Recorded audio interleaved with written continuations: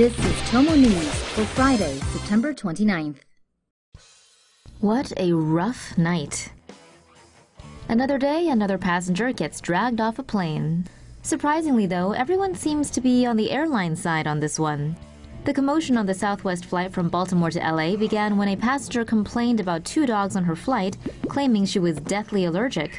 The 46-year-old woman demanded that the two animals be removed from the plane, but they couldn't since one of the dogs was a service animal. When she couldn't provide a medical certificate stating she was fit to travel, she was asked to deplane, but refused. So, as with most in-flight kerfuffles, law enforcement had to step in.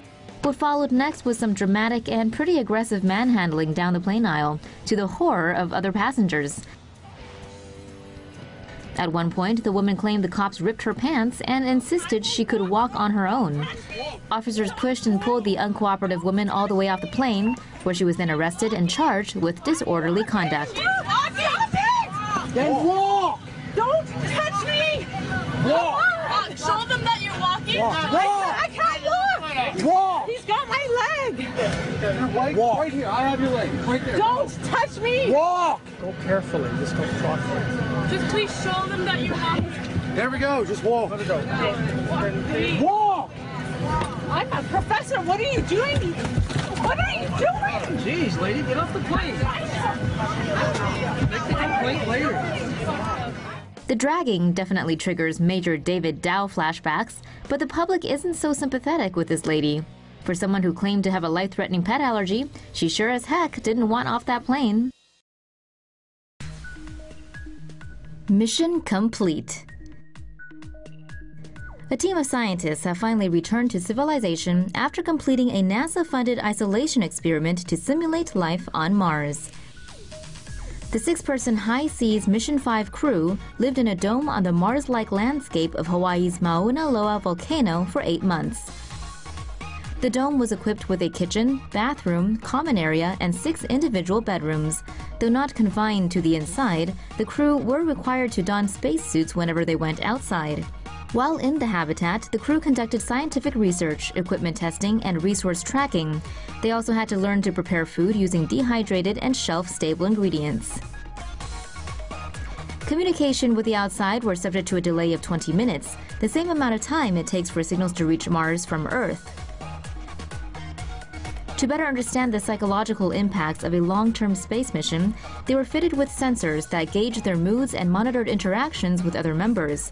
The mission is the 5th in a series of 6 studies designed to help NASA select crews that can do well on an expedition to the Red Planet. The 6th and final High Seas mission will also last for 8 months and is slated to begin in January of 2018. Man in vegetative state responds to treatment. After being in a vegetative state for 15 years, a French man is showing some signs of consciousness after neurosurgeons implanted a vagus nerve stimulator in his chest. Researchers wanted to test the ability of vagus nerve stimulation to restore consciousness in a person in a vegetative state. Vagus nerve stimulation begins with implanting a device in the chest and running a wire under the skin. This wire connects the vagus nerve and the device. The device sends electrical pulses along the nerve to the brainstem, which in turn transmits these impulses to certain brain areas. Researchers found that after 1 month of stimulation, the patient's attention, movements, and brain activity significantly improved. The scientists are now planning a larger study to confirm and extend the potential of vagus nerve stimulation. How would taxation of robots work? Calls from the British Labour leader Jeremy Corbyn to publicly manage automation this week have led to speculation he's looking to tax robots. But how would that work? Replacing workers with robots means less salary and more profit for businesses, but also less taxes on salary for the state to collect. Any robot tax would likely need to fill this gap in public finances.